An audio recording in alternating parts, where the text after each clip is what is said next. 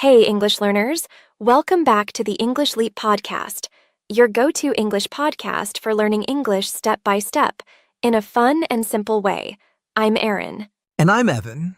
How are you today, Erin? I'm doing well, thank you. I had a busy morning, but now I feel good. What about you? Oh, my day has been quite productive, actually. I managed to finish some reading, prepare for this episode, and even squeeze in a quick workout before lunch.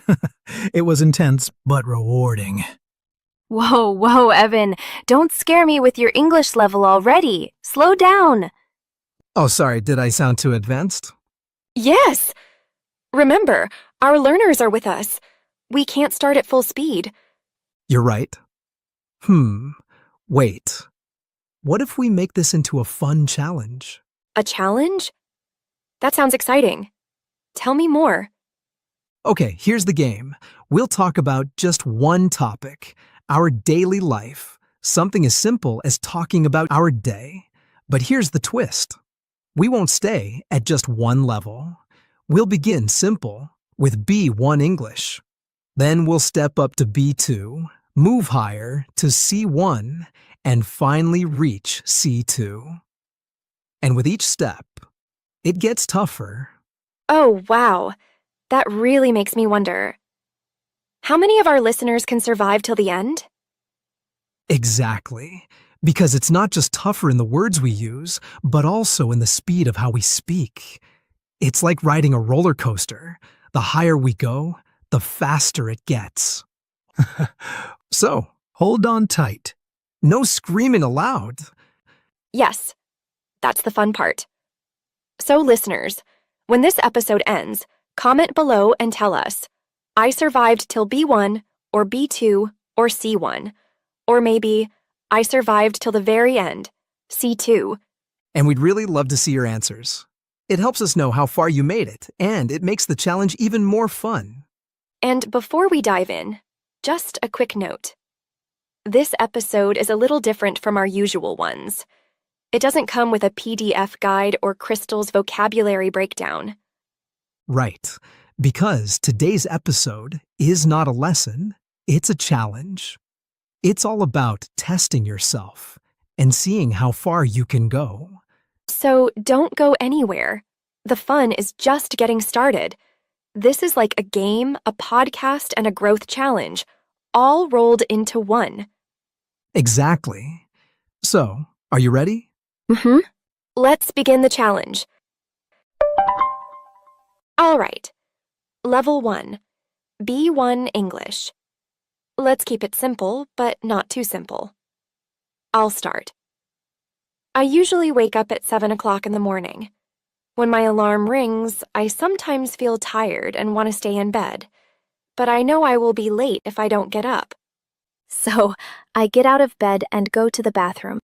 First, I brush my teeth. Then, I wash my face. And after that, I comb my hair. Oh, I know that feeling. Sometimes I also want to stay in bed. Do you press the snooze button? Yes, sometimes once. But if I press it too many times, I don't have enough time in the morning. Same here. Do you take a shower in the morning? Sometimes, yes, but not every day.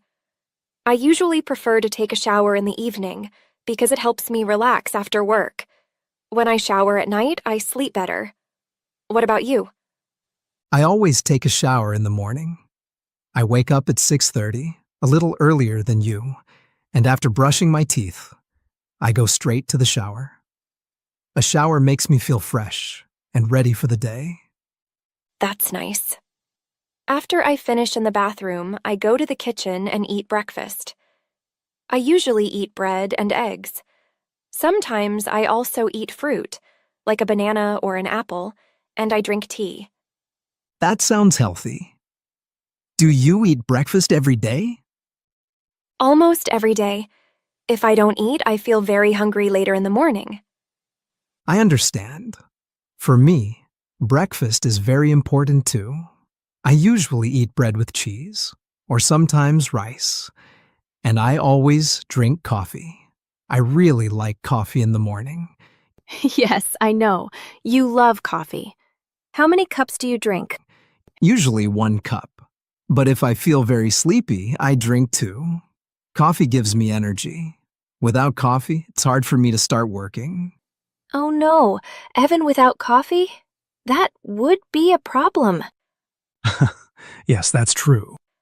So, after breakfast, I get ready for work. I put on my clothes, take my bag, and drive to the office. My office is close, so it only takes about 15 minutes by car. Sometimes I listen to music, and sometimes I listen to English podcasts while driving. That's a great idea, practicing English in the car. For me, it's different. I go to work by bus. My office is not very far, but the bus ride takes around 25 minutes. Sometimes I sit, but if the bus is full, I stand. On the bus, I usually listen to music, or I look out of the window and relax. That sounds nice.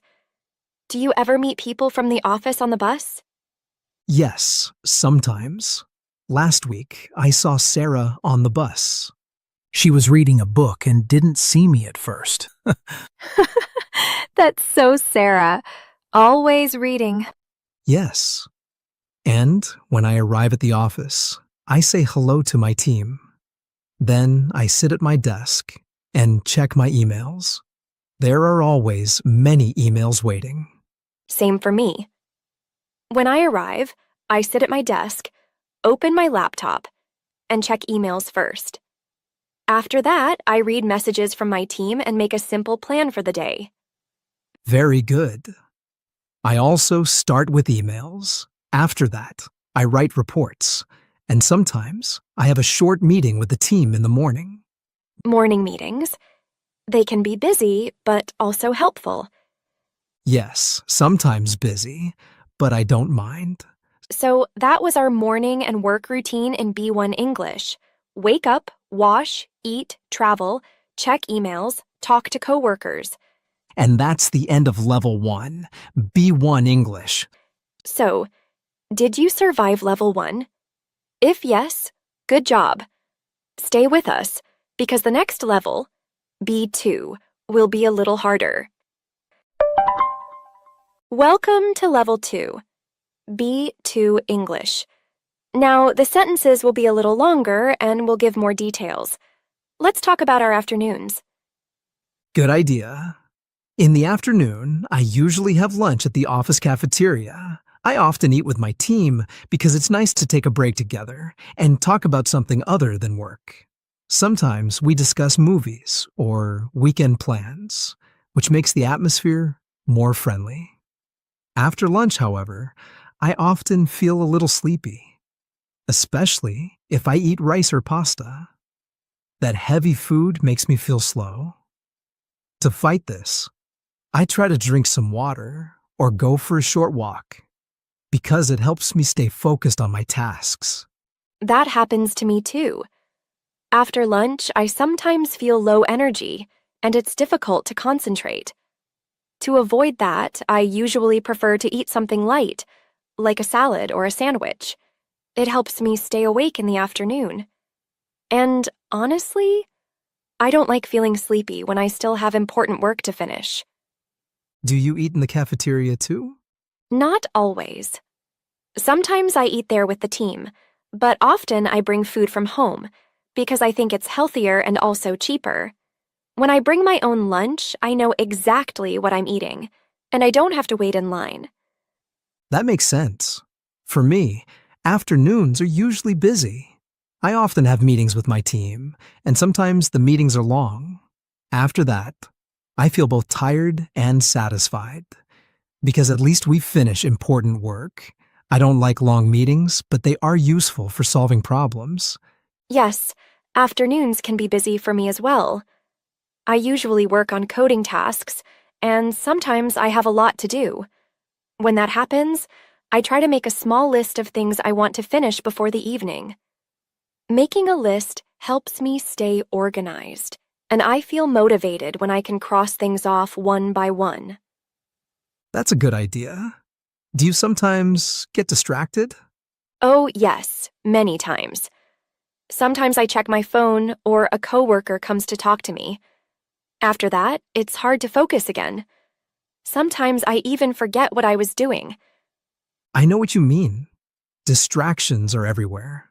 When I get distracted, I usually put on my headphones and listen to calm music. That helps me stay focused and block the office noise. If I don't do that, I lose too much time. That's a nice strategy. Music can really help. I sometimes listen to soft music too, but I also like to take short breaks.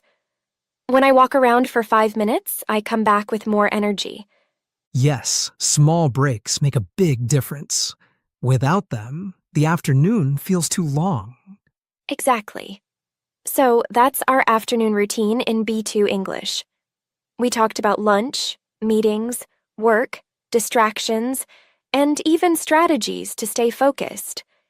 And we also shared how we feel in the afternoon. Sometimes sleepy, sometimes busy, but usually motivated to finish our tasks. So, did you survive level 2?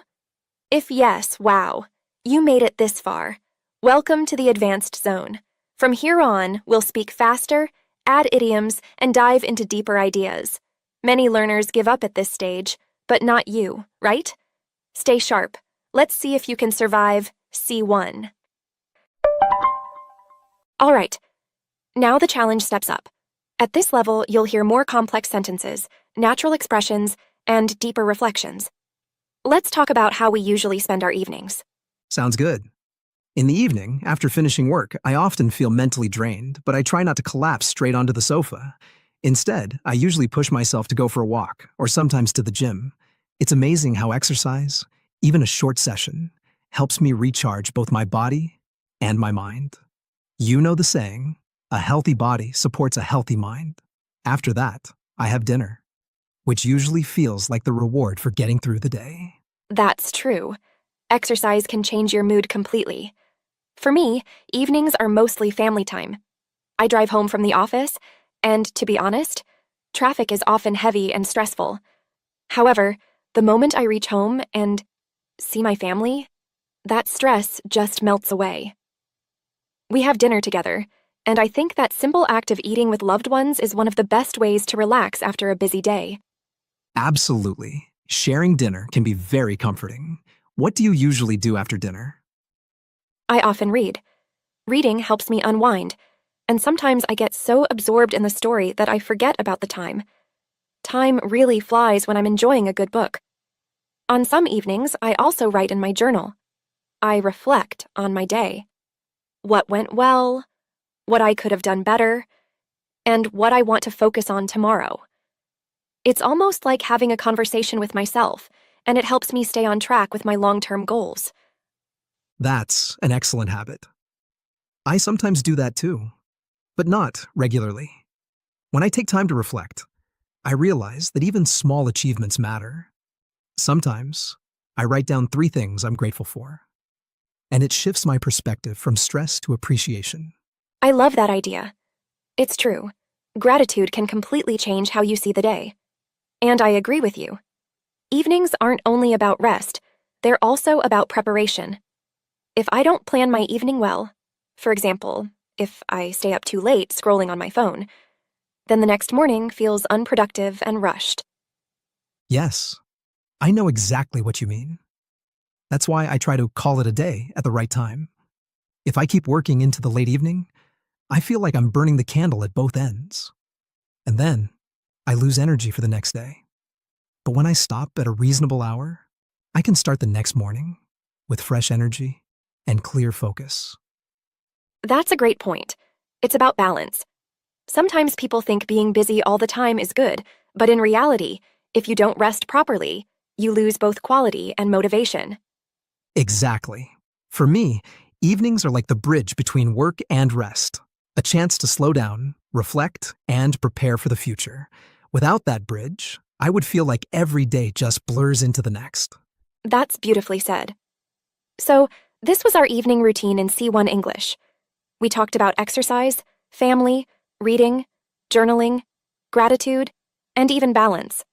And you probably noticed that our sentences are longer, we used idioms, and the conversation included more abstract thoughts. So, did you survive level 3? If yes, that's incredible. You're still standing. You should be proud. Most people stop before this point, but you kept going. And now, the moment of truth. You've made it all the way to the ultimate test, level C2. From here, the training wheels are off. We'll speak at natural speed, dive into abstract ideas, and have the kind of conversation that native speakers enjoy every day. This is the final boss level. Very few learners survive until the end. If you're still with us now, you're already extraordinary. But here's the real question. Can you keep up when the language gets as fast and as natural as life itself? Let's find out together.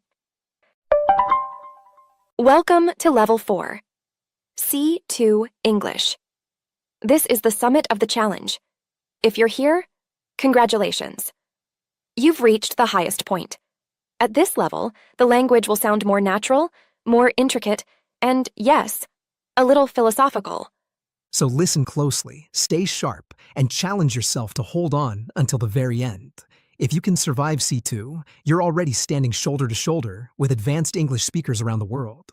At this stage, we're not just talking about daily actions. We're exploring what they signify. For instance, when I reflect on my evenings, I realize that the repeated choices I make, exercising, reading, preparing for the next day, gradually weave themselves into the fabric of my identity. It isn't only what I do each night, but who I am quietly becoming because of those actions. That's beautifully said. In my view, every routine functions like a seed planted in the soil of our lives. At first, the seed appears small, almost invisible, but over time it grows into a tree that shapes the landscape of our future. If my evenings are spent scrolling aimlessly on my phone, then I am planting seeds of distraction. But if I choose to read, reflect, or learn, I am planting seeds of growth and intention. Yes. And this leads us to an even larger question. How do we perceive time itself? In modern society, we are often relentlessly busy, rushing from one task to another, filling every hour with activity. Yet being busy is not the same as living fully. In fact, it can be the opposite. Sometimes it feels as though we are caught in the rat race, moving faster and faster, but without direction or meaning. I couldn't agree more. Activity without reflection can become emptiness disguised as progress. I often ask myself, did I truly live today, or did I merely manage a schedule? The clock never pauses. Time slips through our fingers like sand, whether we notice it or not. The tragedy is not that time passes, but that we fail to give it depth and significance. Precisely. That is why I believe reflection is not a luxury, but a necessity. Without it, days blur together into a meaningless cycle. But when we pause to consider what we've done and why, we add layers of meaning to the hours we've already spent. We transform ordinary routines into deliberate rituals that shape our character. And that is the essence of a day well lived. Night is not simply the end of a cycle. It is an invitation to pause, to step back, and to recognize that our routines are never neutral. They either confine us to patterns of mediocrity, or they elevate us toward purpose and identity. Well put. So, our challenge ends with this. Every day is more than just a schedule to be managed. It is a story to be authored. The question is whether we are writing that story consciously, or letting it be written by habit and haste. And that was Level 4. C2 English. We pushed beyond routines into the philosophy of time, identity, and meaning. So, did you survive this final level? If yes, you've completed the challenge. Congratulations. Comment below and tell us B1, B2, C1, or C2. Let's see how far you made it. And remember, there's no right or wrong answer here. If you stopped at B1, that's perfectly fine. It just shows you where you are today and where you can grow tomorrow. Exactly. Every level you reach is progress. The important thing is that you showed up, you listened, and you challenged yourself. If you enjoyed this episode, let us know. We might make more challenge episodes in the future, so you can test yourself again and again. This has been a fun journey, from B1 all the way to C2. Thank you for staying with us. And as always, keep practicing, keep growing, and keep challenging yourself. Right. See you in the next episode of the English Leap podcast.